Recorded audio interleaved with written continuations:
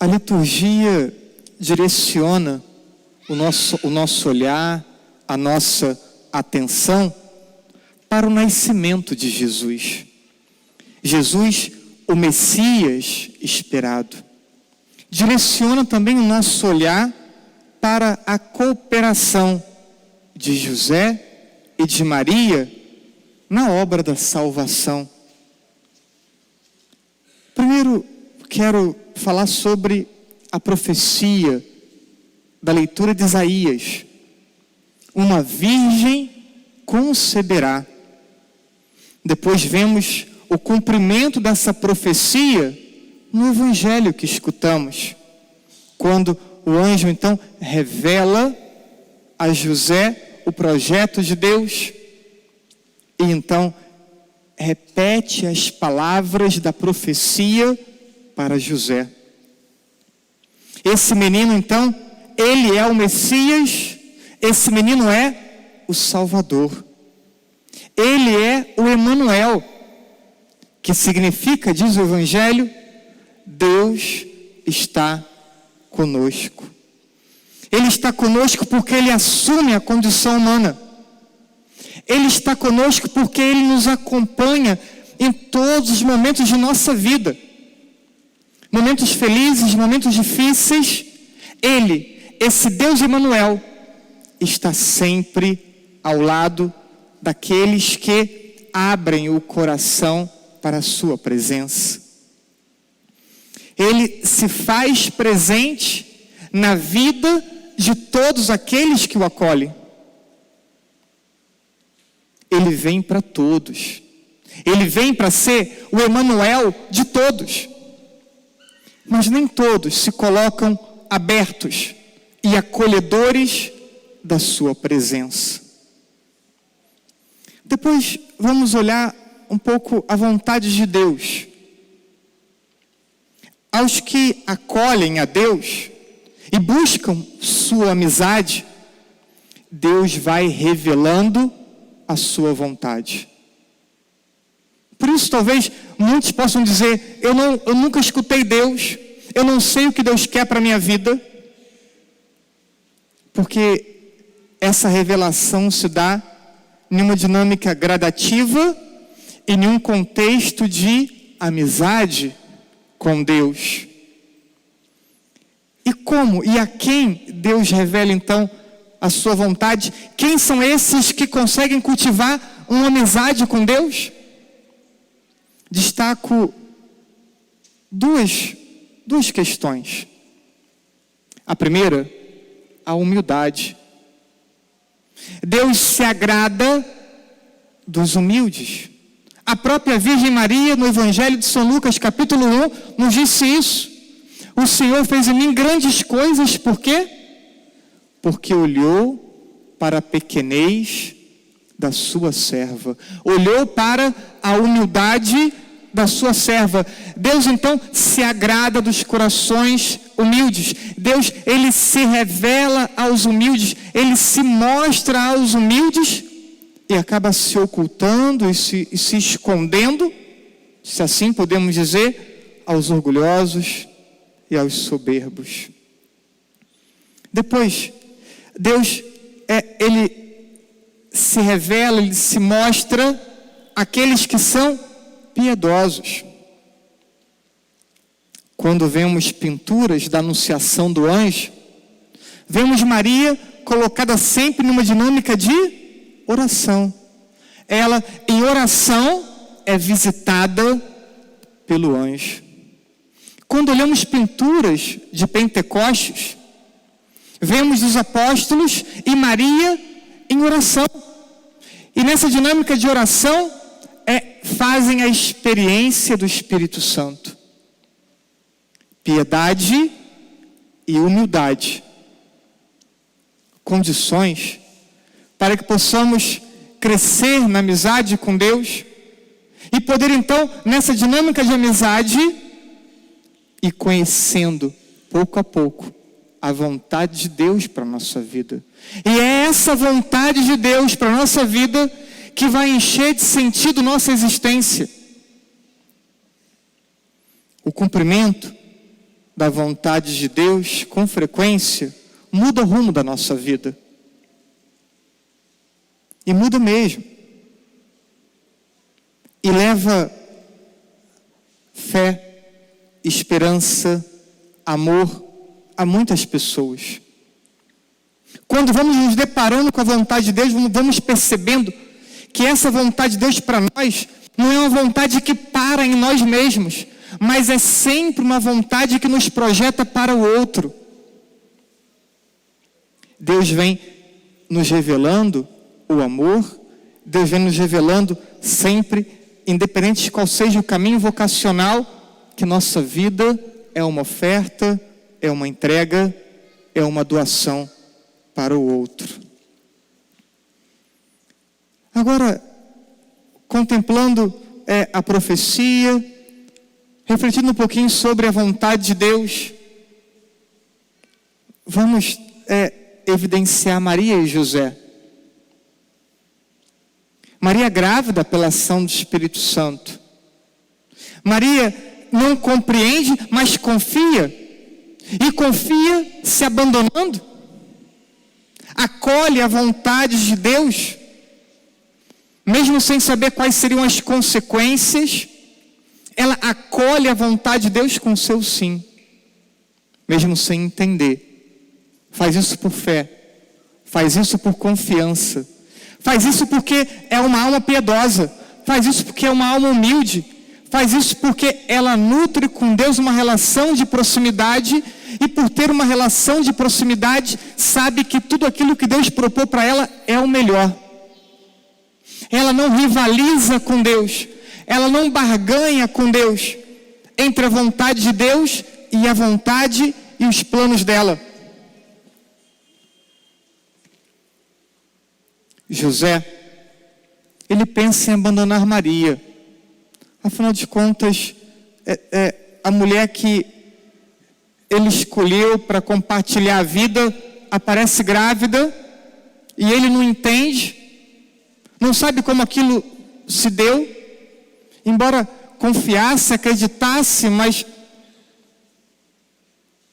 Deus vai ao encontro de José e se revela também a José e diz a José algo que diz para mim, para cada um de vocês hoje, e diz com frequência: não tenhais medo. Diz para José: não tenhais medo. É comum o medo. Todas as vezes que as pessoas precisam tomar uma decisão importante. Também no campo da fé é assim.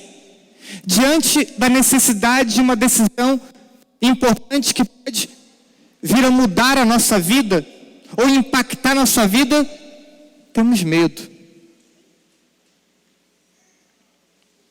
Medo para acolher, por exemplo, uma vocação,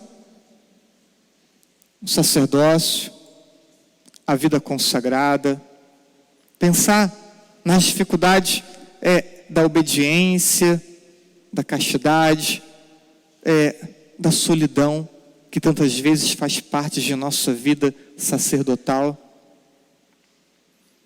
Pensar no matrimônio, não com essa ideia genérica que as pessoas têm, mas o matrimônio como ensina a igreja, como propõe a igreja, também dá medo às pessoas. Será que serei capaz de viver a vida matrimonial como ensinada pela igreja? A vocação é um momento em que sentimos medo. Para cumprir uma missão também desafiadora no âmbito profissional ou também no âmbito eclesial, na diocese, no vicariato, na paróquia, repito, no seu trabalho. Quando temos diante de nós um grande desafio, sentimos medo. Quantas pessoas não se dispõem a algum serviço na igreja porque tem medo de dar errado, de não ser capaz. Esquece que aquele que chama é aquele que capacita. É comum o medo na hora de romper com certos pecados que nos acompanham.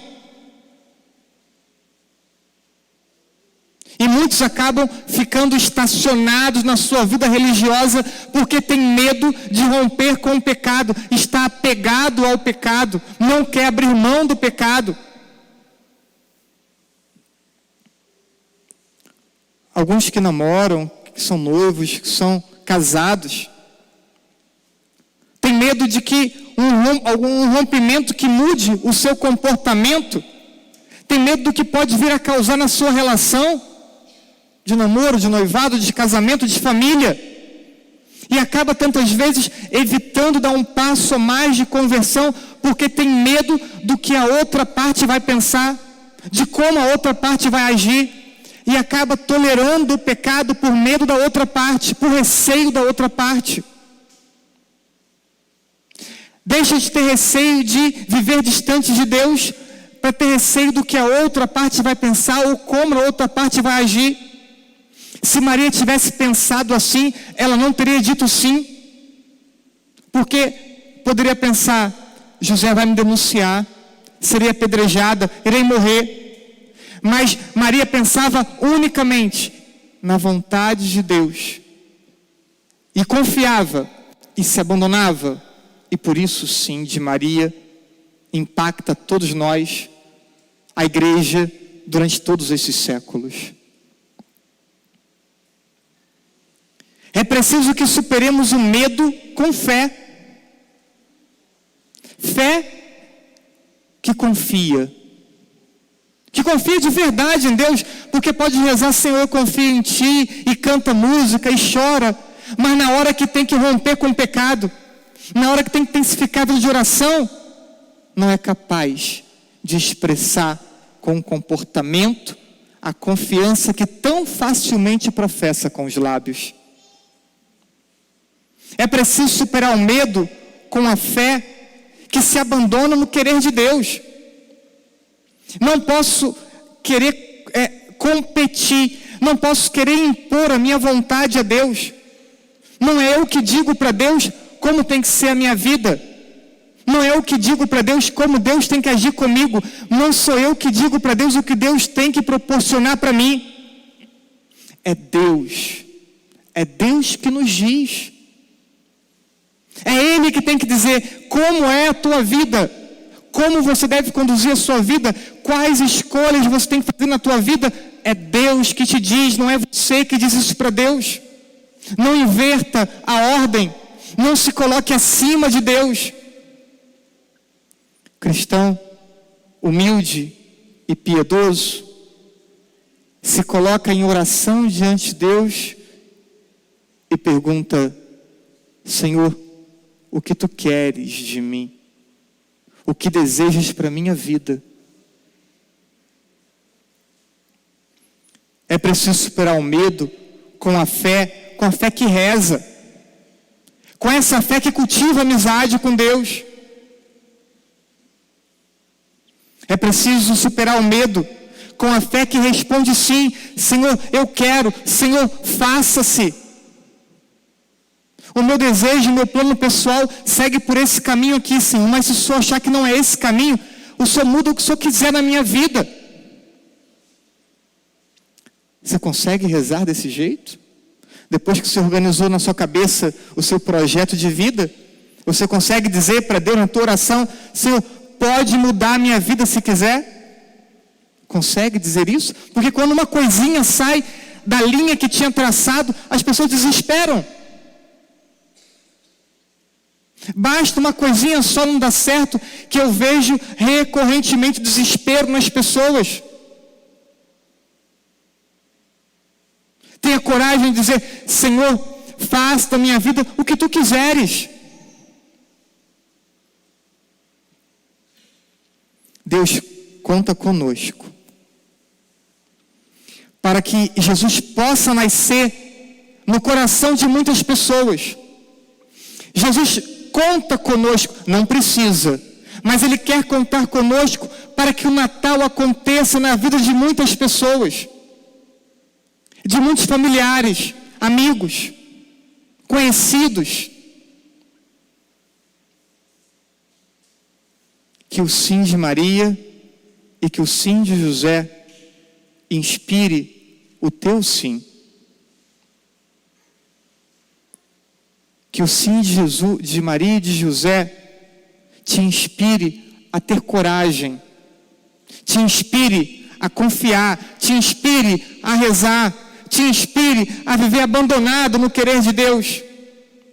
Porque se isso acontecer, Jesus vai nascer no coração de muitas pessoas. Mas se isso não acontecer, muitas pessoas deixarão de ter Jesus presente no seu coração porque nós fomos omissos, porque não tivemos fé suficiente, porque nos faltou verdadeiro amor a Deus. Então, tenha coragem e faça dessa missa, dessa Eucaristia, a renovação do teu sim, da tua entrega, da entrega da tua vida. Que Deus possa contar com você, que Deus possa contar com a tua vida e com o teu sim.